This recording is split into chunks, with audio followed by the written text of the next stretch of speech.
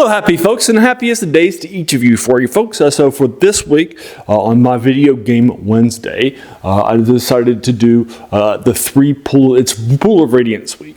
On Monday, I did my review of Rowan's Adventure from 1988. It was the modularization, if you will, of the Pool of Radiance. And then yesterday, I did the Pool of Radiance, a novel from the next year that was the novelization of this video game, the best-selling video game too. And so today on Video Game Wednesday, where I do a lot of older video games, I did Planescape Torment last week. I've done a lot of recent stuff and older stuff too, like Crusader Kings 3 or Stellars, or things like Star Control 2 from the 90s, or Heroes of Might and Magic from 99, and that sort of thing. I just recently did the movies from 2005, Evil Genius 1, those sorts of things. Sometimes I might do a more recent thing if I just started playing it after release, like 2 Point Museum, that sort of thing, but you get the idea. Alright, so this is by SSI. It was released in June of 1988, a few months before Ruins of Adventure. It was made by George McDonald and coded by Keith Broers and Brad Myers for you folks. The art here is pretty strong stuff too. It's by Tom Wall, W-A-H-L, Fred Butts, Darla Marasco, and Susan Habib. And then the music is by a bunch of different people based on which version you're in. It's Wally Beeman and Dave Warhol and CG. That's probably Seiji Toda and Masaki Kuranaga for you folks, based on which version you're playing. I played PC. It was on a bunch of versions. It was even released on NES, but I didn't play it. Alright, so it's rated as Steam players on PC, where I played it as 89%, and there is no Metacritic because of how old it was. Sorry about that. But the Dragon at that time contemporaneously had 95%.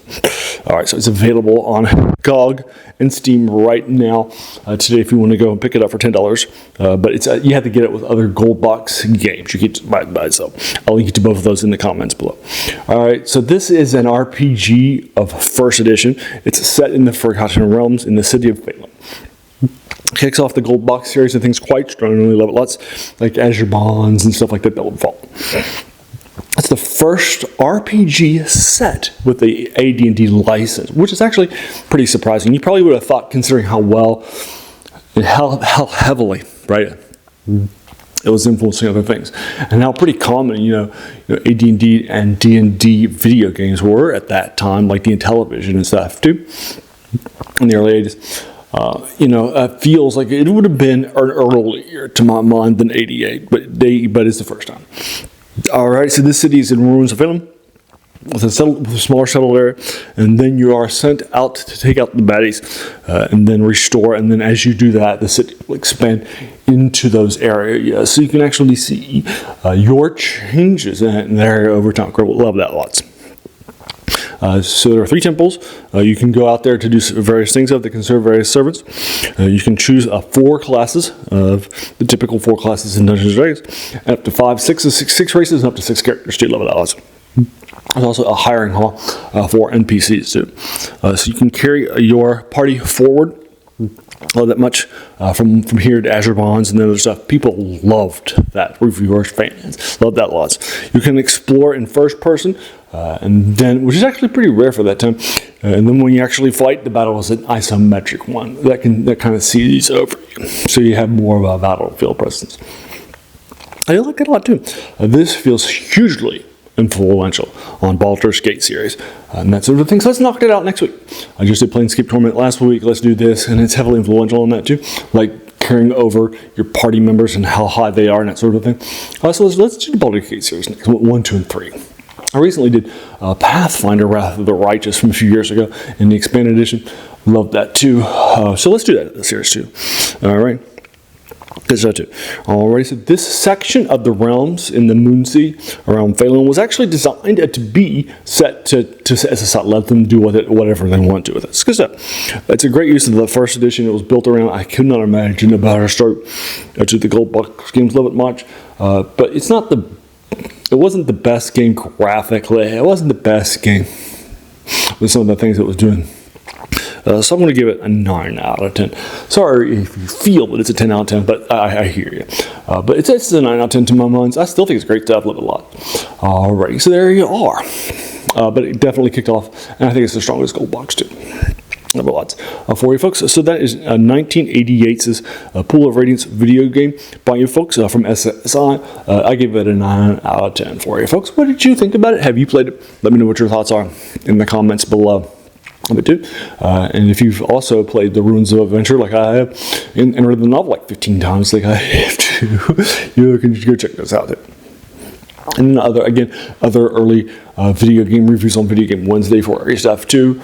I also want to start doing some Let's Plays and that sort of a thing too. I'm starting it at the movies. I haven't done any Let's Plays yet. I did one, but it feels like the noise wasn't great on it. And that sort of thing. So check that out too. And so the next one will probably be a little bit better with the noise. But unfortunately, the new mic that I picked up, it's kind of a podcast mic, and because it's he can't hear what's happening because it doesn't plug into my mic cords like the other ones did that weren't strong enough to pick it up, like this one or my handheld. So it was a little rougher on I can't actually hear it because it doesn't plug into the mic cord and so forth, so the volume didn't work out well, but that should be fixed later on in case you're curious, and that sort of a thing. Alrighty, and so there you are. On Friday I do top 10s of older things like video games, or actually today's the top 10 video games. I've done top 10s, all sorts of movie stuff. Recently I did a top 10 comics, top 10 board games, top 10 miniseries too, and then my top 10 comic writers, and then previously did a top 10 musical artists and albums, doing tons of top 10s in movies too. We're going to get back to movies. I'm thinking about rating all my top Star Wars not movies too. I've also done my top 10 guides, little films and stuff like that too. Alrighty, on Saturday I do something to the forgotten serial. I call it Serial Saturday, to movie serials and TV serials that were sort of their time, that we really sort of sold to states and that sort of thing. I've done TV stuff like the first 2 seasons of Doctor Who in the 60s by William Hartnell in the first Doctor, and then I've also done tons of movie serials too. I recently did Black Hawk 1, a couple of Tarzan ones, and now I just recently did, last week I did a nice 12-parter, Canadian Mountains versus Atomic Invaders, and this week we're doing the Daredevils of Red Circle. It's a 39 set, and they are, I was hoping it would be a flying, but it's actually, they are, the Daredevils in here are actually circuit performers. Alright, so there you are. Alright, so if you like that stuff, then check it out too. And then the other 3 reviews of the week I also do Mondays. I do review, like I mentioned earlier with Ruins of Adventure. I do older reviews of older things in RPGs like Dungeons & Dragons, War, Back to Me, stuff like that. And then also things like we're going to do like Battletech 2 and that sort of thing. So check them out if you like those older things. I've recently done a bunch of stuff from G1 through Q1, that mega series by Guy Gax that put the Drow on the map in a major way, and introduced them strongly. Or I've recently done that started with the B series, B1, B2, and B3. And that sort of a thing, like keeping the Borderlands and that sort of thing too. I'll be continuing that with B5 next week. Check it out too. And then the other 3 reviews I do a week are older reviews in science fiction, fantasy, and horror, the 3 genres that we cover that you read, like novels, short stories, novellas, sometimes too, and then sometimes as well as prose poems too, secretly by Clark Ashton Smith. So if you like those older things and it sounds like the passion that you have just like me, then welcome to the channel. Have a seat. I hope you'll enjoy it much. Do all the YouTube stuff, like hit the subscribe button, the like button, the share button, right? And share with your friends and watch. And hit the bell icon if you're feeling frisky to be notified of those videos. Alrighty, so there you are. And then again, thank you so very, very much for just taking some time out of your day and just investing it, right, and watching my videos, because we all have so many things, right, that are happening in our lives, and so many things are happening in this modern era. So the fact that you spent this time with me, that's incredibly humbling, and I appreciate it so very, very much. And then, as you can tell from all the other things, it's also the title of this channel. It's also where the passion comes from too.